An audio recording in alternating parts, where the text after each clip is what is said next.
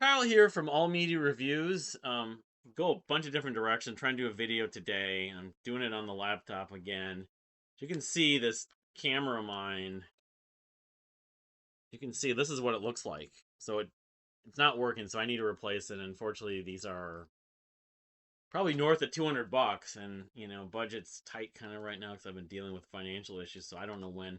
My wife said she may help with a holiday gift, a Hanukkah gift, with so I could be getting a new camcorder in the next, I don't know, next couple months. But in the meantime, I'm gonna have to either make videos on this laptop, or actually have two laptops now. That might be an idea actually, or on the phone, but I'm not sure.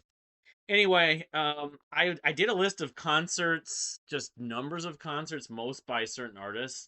But I'm not going to do that today. I figured I wanted to start the CD A to Z or continue on. I did the Kevin Gilbert a couple weeks ago, so I'm gonna do the letter A, at least one part of the letter A. So, all right, starting out here, I've got A. It could have been under F, I suppose, but the British band A Formal Horse. I've got gatefolds for both of their CDs. I think this is the only two they have.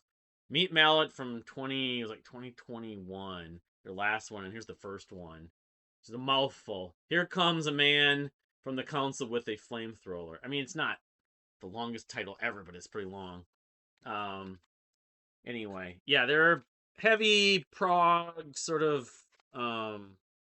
experimental.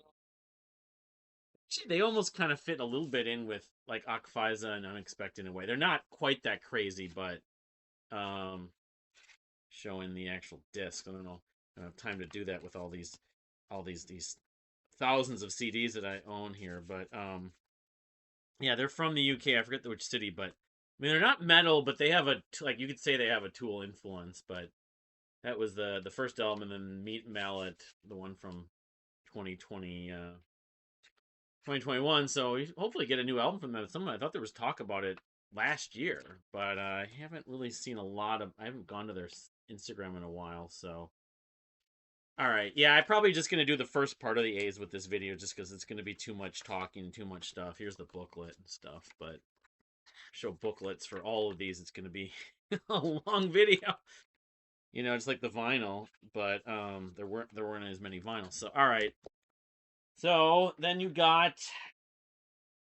I thought there was a Kevin Gilbert connection with this, but it's a band called A Thousand Suns from 2006. This album, the CD. I'm gonna have a lot of stuff that's really obscure. I forget there was a connection with someone I knew, but this isn't local. I'm gonna do my Minnesota stuff. Star Studio, Greg R. Layout by Greg R. I don't remember how I got this. It may have been at a show of some kind, but it's from 2006. So this is, you know, 18 years ago. So A Thousand Suns. It's the name of it's like just a self-titled album, I believe. I don't think there's anything more to this. Yep, last of 9 recordings. So, all right, moving on. I've got only one album from this band. I know there's a connection to the band Eels. The band's called Abandoned Pools, which they're on Instagram. They're still an active band, I guess, but this album, their album's called Armed to the Teeth.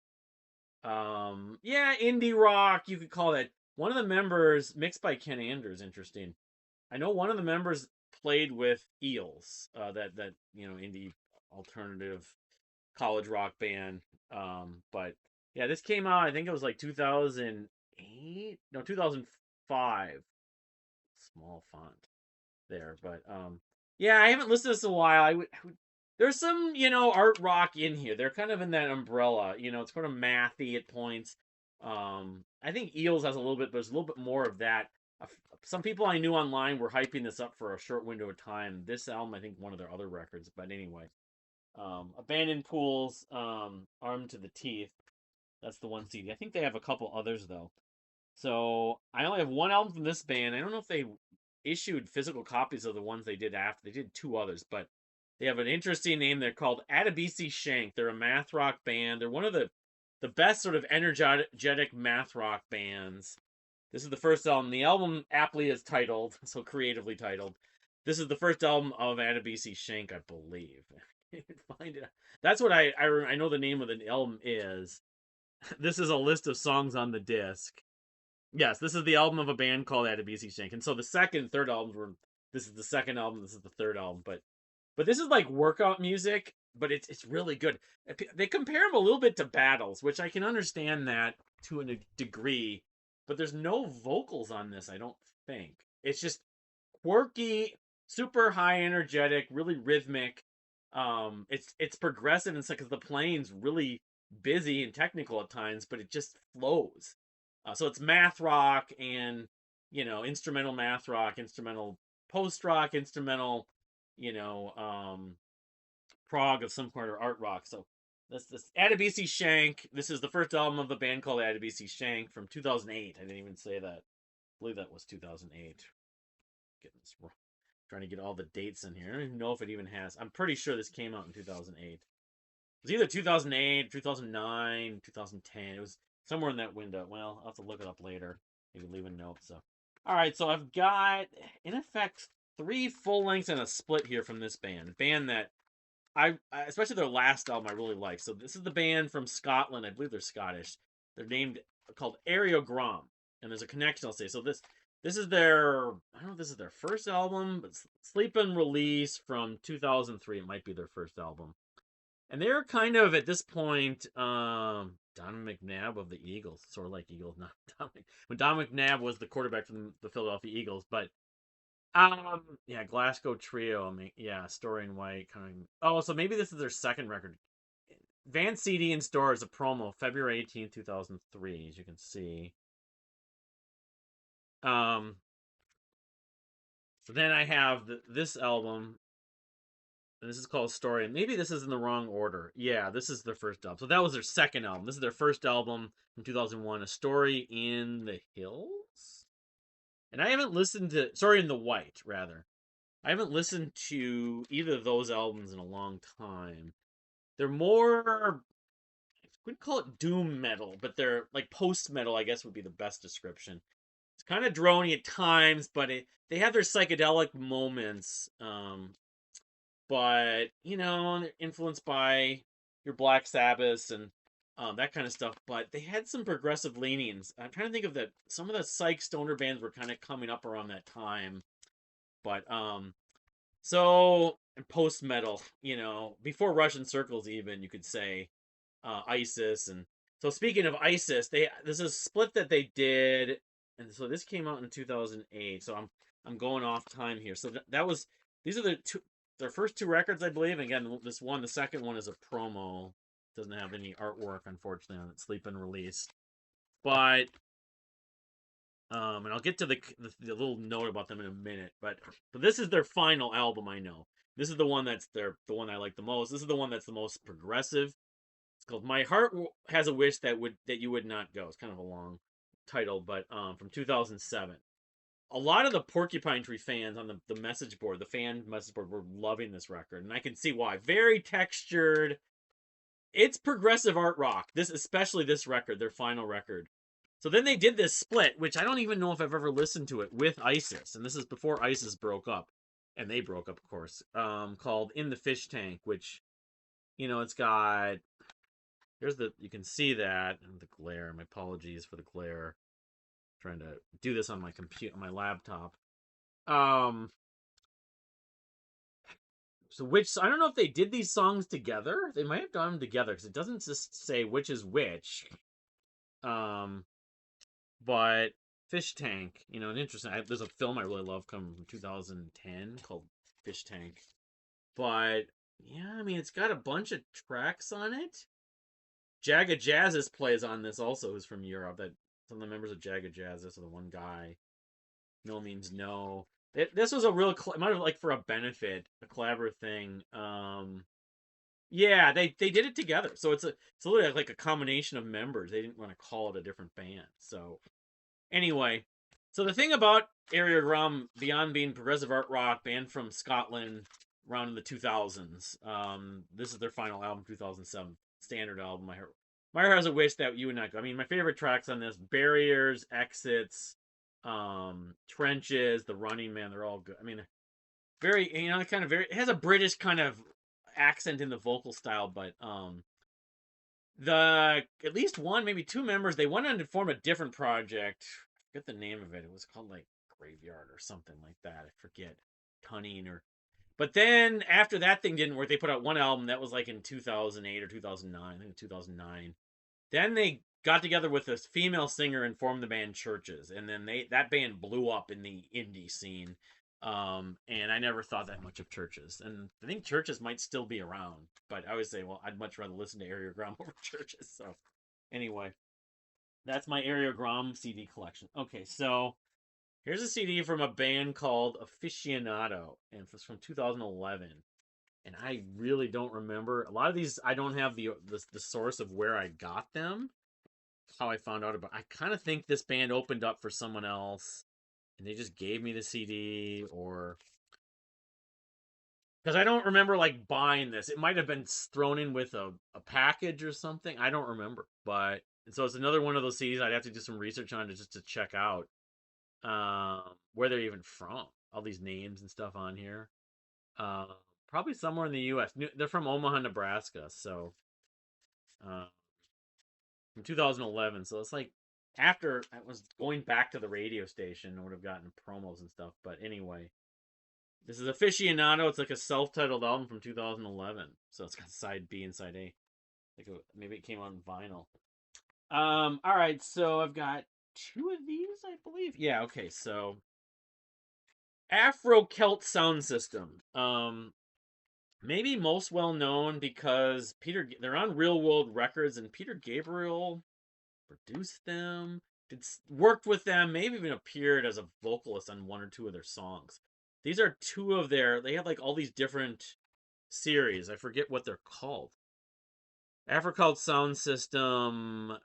Africult Sound System. It was a series. Volume 2, that's right. Volume 2 and so Volume 1, Sound Magic. Very colorful. It's you call it world music, ethnic music. I think a lot of the musicians are from parts of Africa. Of course, Gabriel, a lot of the real world stuff. Of course, he worked with Yassine Dur and a lot of other African music. That's why hence the name, of course, Afro Celt Sound System. This came out, I want to say, around the turn of the century. It might have been a little bit after, but it was around that time. Late 90s or early 2000s. I'm looking here. That's the problem sometimes with a lot of stuff. 90, actually no, it was 96. I got my origins on this. But here's volume 2 called volume 2 release, whatever that. Let's see that. Yeah, it looks like it's the same, very similar style artwork. I think they put out maybe 4 total, but actually no. Wow, I'm not. I was showing the wrong one. Yes, that's interesting. I don't remember where I bought these. Probably cheapo. But I was given 2 copies. I paid 95 cents of Volume 1, so I don't even have Volume 2. I have 2 copies of Volume 1, which is a shame. That sucks because I've listened to music. Some of my friends really like this band, and now that I realize that, I've got 2 copies in the jewel case for Volume 2. So anyway, so I have one. I have 2 jewel cases, only 1 compact disc from Africult Sound System of the debut album. I believe it's the debut, from 1996. So all right, this band I saw at Nearfest. They're Hungarian. After Crying. This is the one I bought there. I just wanted to buy one because I was really impressed by them. Called Struggle for Life, which is a live album. They're a big band. Yeah, and it had John Wetton involved. They're a big band, with a lot of strings, and it's prog, but I mean it's different kinds of prog, of course. It's a double disc. Came out. I saw them at Nearfest. I want to say it was 2001. I think it was at Zellner, not at in New Jersey. It's actually in Bethlehem in Pennsylvania near Philly. But yeah, this was probably around that time, early 2000s. 2000, the year 2000 actually. In the year 2000. Yeah, they list their emails and stuff like that, but I liked it. I mean, they were really good, but I've never felt like strong desire to go back to them constantly. But yeah, for 2000, the year 2000, Struggle for Life, After Crying. I can't really tell you much about their studio albums, the rest of their catalog. I just bought the one. I don't have CDs from every band, multiple CDs. So Some of them just have one disc. I was impressed by them, but I never followed up and never pursued. I could probably go on to streaming and see if they're on there, but so I've got 2 albums from this band. A lot of people have many more CDs from them, but this is Agalloch, probably my two favorite for them. They have a lot of other good records, Ashes to Grain or whatever it's called, and but these two, this is their two of their more recent. This is the White slash Division Gray, the White and Gray EPs. The White EP I mainly got this for. I want to get it on vinyl actually, but of course it has the samples. It's not black metal. It's not it's really post like folk rock, post rock. It has the samples from the Wicker Man, of course, with Christopher Lee, and but I always want to listen to that on kind of Friday afternoon. Let's see here, and the Gray EP, which I've never really gotten around to revisiting, but I got this. I wanted this on CD for the longest time. It came out in 2008. Then I've got Marrow of the Spirit from 2010. Their second to last record Agalloch put out. Even though there's some swallowing close to the microphone, I like it's more progressive than some. I don't know. I mean, the Mantle. They have a lot of other records. I just end up buying. This is the new album at the time I bought this, and so Agalloch's Marrow of the Spirit. And the White slash Gray Division, White Division Gray, the White EP and the Gray EP on CD. All right, so I've got one CD from Alpha Rev, Casey McPherson's, who went on to be in Flying Colors, and he had that band Indochine. New Morning, a lot of good tracks. This is kind of progressive rock itself, but this album came out in 2010. I think this is the one that Portnoy was raving about. But they have like I think they have one. They may have one other record, Alpha Rev, but it's kind of poppy, kind of alternative. They're kind of in the Empire style too. That's why they picked him. Though he always kind of reminded me a little bit of Nick DiVirgilio, but I think I actually like some of this more than even the Flying Color stuff, oddly enough. All right, so I've got one CD from Alter Bridge, the Blackbird CD from I think it was 2008, maybe 2007. Yeah, I mean, I'm not a fan of Creed, and I didn't really follow Alter Bridge since, but I like this. There's some really big guitar riffs and big harmonies on this vocally. I remember this my favorite song, that ties that bind. Yeah, I mean, I can see why people were hyping this thing up. It's a good sounding record. This is a promo. I got it back in 2007, late in 2007. So, Alter Bridge's Blackbird. All right, so then I've got the band. This is in full order. This should have gone further. The Alter Bridge should have been later. Anecdota, this album, the only album they put out. I don't know what they're doing, if they're ever going to put another record. I know members is in that other band, Project RNL or whatever it was, but Overloading came out, it was like 2017. They had some singles before that, which it was piano progressive rock, kind of like the Reign of Kindo in some ways. And I was really excited. This was my number one record for many weeks because it came out early, I think, if I'm not mistaken, in 2012, 2013, might have been 2013. Maybe the year. I mean, it was early 2010s, I want to say. Early or maybe mid 2010s. I think they're from Israel. I could be wrong on that, but it's like, my top of my head and remembering this stuff. It doesn't say Overloading. It was around that time. It was either 2012, 2013, maybe 2014. Didn't end up in my album of the year, but still a good record, and some of these songs. And yeah, I mean, if you like the Reign of Kindo, if you like the Deer Hunter, kind of jazzy progressive pop rock, this is a good like modern stuff. Anecdota's Overloading is a really good place to check out, example to check out. So, all right, so here, yeah, these aren't in full. Unfortunately, the Alter Bridge should have gone much later, but I'm not doing these in perfect alphabetical order, unfortunately.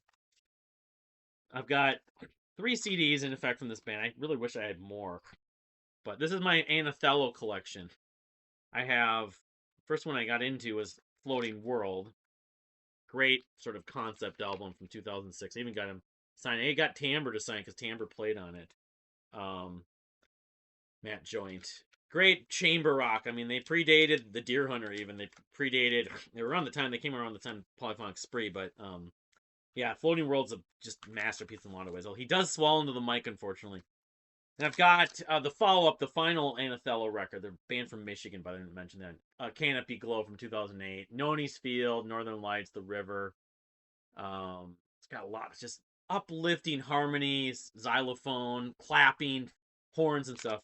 So then I also have what is known as Anathology, which has, in effect, at least 2 or 3 of their other releases.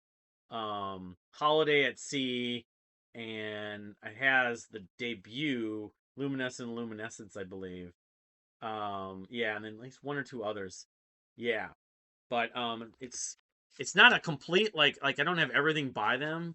I don't know if they people sell them on Discogs, but progressive indie rock, or progressive chamber rock, but of course, Sufjan Stevens got bigger and doing a similar kind of style. They're not identical that, but and then like Ariel Grom, at least 1 or 2 of the members went on to the band Fun, which got huge and won Grammy and something like that. It's like I much prefer Anathallo over Fun, but yeah, I love Anathallo. All right, so I don't want to collapsing of my CDs though here. So all right, here's my Anathema collection. I've just got the trilogy of the. I don't have the last one on CD. I have it on vinyl, but we're here because we're here, of course. 2010, their first Steven Wilson worked with them. I think he mixed it or something like that on K-Scope. When they're doing like progressive art rock, like taking over Porcupine Tree, as I always felt. I have this on vinyl. I don't have a couple of these other ones on vinyl, but I gotta move this over, or these CDs are gonna go collapsing. So then I have the follow up, of course, Weather System as a slip disc. Yeah, it's great. People prefer this. This is the best Anathema record, and I like it. I still kind of lean a little bit toward We're Here Because We're Here, but Untouchable Part 1, Untouchable Part 2, so that was 2012. Then I have 2014's Distant Satellites, which is also a great record. I mean, it's splitting hairs. It has the Lost Song 1 and 2, Aerial, Lost Song 3, kind of electronic at times in the second half, but that's my Anathema collection. At some point, I have some of the other ones on vinyl, but I don't have the new ones if they put out physical versions. So no, that Weather Systems project and then Radicant. I think those are just digital at this point. So Ambulette, this band opened for ours, I believe. Album came out in 2006. Might just be an EP actually, called The Lottery. So I found this at Amoeba for $1. So I was like, oh yeah, then I saw that band open for ours. I'll buy this for $1. Green disc. All right. And then I was talking about, was it Ken Andrews earlier? Because he worked with what's the band in there I'm basing on. But this is Ken Andrews solo, but he was part of a band. I want to say, I forget the name of it, but this was kind of a popular release in the late 2000s. It came out in like 2008 or 2009. Album's called Secrets of the Lost Satellite, and I can't even tell the date on that cheapo sticker anymore, but 2007. Yeah. I want to say he's from, man, it's gonna bug the bejesus out of me, Max Richter maybe, or something like that. I forget what band he was with, but one of these other CDs I was just mentioning, I want to say he was involved with, not Ariel Grom. Was it Thousand Suns? I can't remember. One of these other indie bands. No. Well, I'll think of it. I'll figure it out later, I'm sure. All right, so here's my Angra collection. The Andre Matos Angra. I do not care for the music that came out after that, really. I listened to the first one and I was like, this isn't Andre, this is more power metal. So we're doing ethnic progressive power metal. So I have Freedom Call, right? Which is the name of a power metal band separately, but this came out in 96 as a companion to I have Holy Land. This is their masterpiece from 96, big concept album about the discovery of South America. I don't have time to, I'm trying to I mean, this thing's begging to be put on. It's like a poster, be put out on vinyl. But has so many songs I love. It just they have everything in the kitchen sink on this. They came out in '96. It was their second album, but I'm not doing this in order. Holy Live, the Holy Land Live, which came out in '97, the year after. Uh,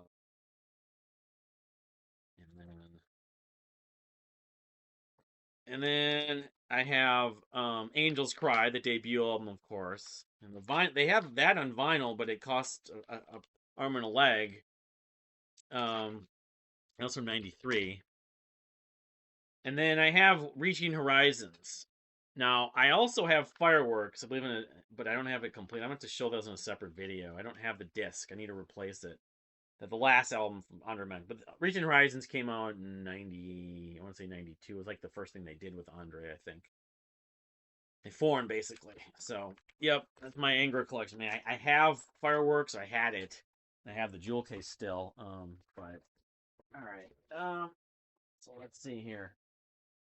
All right. Here's a CD from the Magna Carta label. Yep, Altura, Mercy.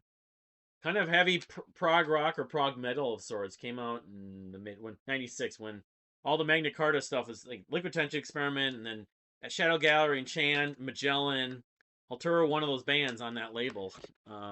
Good record, kind of like Fate's Warning and Queensryche, you know. So, all right, now I have a very limited, unfortunately, John Anderson collection. I only have Elias at Sun Hill. I have it signed. I have it in vinyl, of course. I have like 2 copies on vinyl, but Atlantic, issue from '75, I believe it was. And then I've got just this lost tapes thing, sampler disc. The jewel case is cracked from him. I think I got it from a magazine. I want to say it was one of the like classic rock or something like that. Put this in there. I don't remember where I got this, and I'm struggling even opening it, but I don't know. Yeah, some of this is like these are lost songs. Well, he's got "And You and I" on here, but anyway, I hate it when these jewel cases just it's a promo, not for sale. I can't remember if I got this from a magazine or I just got this with something else, but because there's no price sticker on it. So then I have a copy of ABWH or Anderson Bruford Wakeman from '89, of course. It's got that. So Roger Dean artwork, of course, which yes wasn't using Roger Dean at the time. So all right, moving on. I only have one disc from this band, Anekdoten, the Swedish sort of very King Crimson influenced band. This is VMod, their second album, or Nucleus rather, their second album. I think it's their second from 1995. So great use of Mellotron, very kind of dreary but very The harmonics are great on that band. Saw them at Nearfest in 2000. They were great. I bought that there. Again, I bought one CD from the band. I decided, so. All right, so here's the band Annuals, very Yes influence band. I have their debut album, Be a lot of great tracks. Very, textured pop with a lot of dynamics, but progressive art rock. Came out in 2006. I have this on vinyl as well. And then I have the follow-up full-length Such Fun, which has probably their best song in Springtime, but it has a lot of their good tracks on it. From 2008. Again, showing this Such Fun. Saw them live. It's like 3 or 4 times too. And then I have their second to last release, an EP called Sweet Sister. Some good tracks on this. I love Lockstep and the title track. Fun, textured, kind of electronic at times, pop rock, progressive art rock, that kind of stuff. So then I have their Wet Zoo EP, which I can't remember. Yeah, this is a split, which has with Sunfold, which is Adam Baker of Annuals, one of his other projects, one of the side projects. So, this came out around the same time as Behemi. They were written up in alternative press around that time. It was 2008, so it came out around the time as Such Fun, actually. So Wet Zoo. And then I have the Get Got EP, which may be older, but I know I bought this later. Although it has the MySpace on it, so maybe not. MySpace.com, Terpsichore. Interesting. But so I don't remember what year this was. Maybe this was around. Maybe it was recording like it was like older. Copyright 2006. So this would be kind of around the time, but it's not a sampler for their debut album. It's like separate stuff. But anyway, Carry Around, Ease My Mind, Just Stay In River Run. Carry Around is on the debut. Maybe it is. Yeah, it is. So it is kind of like an introductory release. You know, Angels, I should know their history better, but anyway, I'm a pretty big fan of theirs. I was. They're not around anymore, unfortunately. So now I've got the Antlers. Um, Hospice, their sort of breakout date sophomore record from 2009. You know, unfortunately, I always associate with the loss of my grandfather when he was in hospice, actually. But super sad and melancholy, but really good songs, very beautiful songs. Kind of like Jeff Buckley and Edith Piaf, and other people like that. But a lot of acoustic moments, very kind of dramatic vocals, and I mean, you know, there's what is it? Kettering, Sylvia. If you're in a kind of, you want to have like Misery Loves Company. You need some therapeutic music just to kind of, you know, you need to kind of, go through some therapy. This is a really good example of that. You know, very meditative. You know, but I have their debut album, In the Attic of the Universe, which I like a lot too. It's not quite as sad from my memory, but these are the only two albums from the Antlers I bought, and the only ones I really like. The follow ups never done much for me, unfortunately. They didn't do as much. They did that one Exploding, or what was called the one after that. I forget the name of it, but I saw them live on this tour. There's a lot of trumpet on this thing. Unfortunately, they didn't feature it as much live. I went to that show instead of going to Transatlantic in Chicago, so that was just at the Varsity Theater. So here's my Apes and Androids collection. I've got 3 copies of Blood Moon, my third favorite record of all time. There's the original one that I got. I wore out. It's taking a beating, of course, but 2008's masterpiece, you know, story concept from the two guys were in Call Florence Power before that. Then I have the Nights of the Week disc, like a promo disc single, which is like I don't think there's like 2 discs in this. There's like 2 discs in this. I don't know why I have another CD in here. Yeah, I do. I don't know what this is. Oh, this is the Anathallo bootleg. Interesting. I forgot about that. Because this stuff was like inside thing, but yep. Nights of the Week promo disc. Keep that Anathallo. It's a bootleg. It's like video from their tour and everything like that. So then I've got this, just as far as CDs. This is Nights the another. So I've got 2 copies of this. Was like I think I found this because I found this maybe on Discogs or something. And I didn't realize I already had a copy of it, but probably so. I've actually 2 copies of the Nights of the Week single. They had one other single. Yeah, yep. This is the same with the Apes and Androids logo and yeah, the short-lived band from was it Brooklyn or that part of one of the boroughs of New York, mid to late 2000s.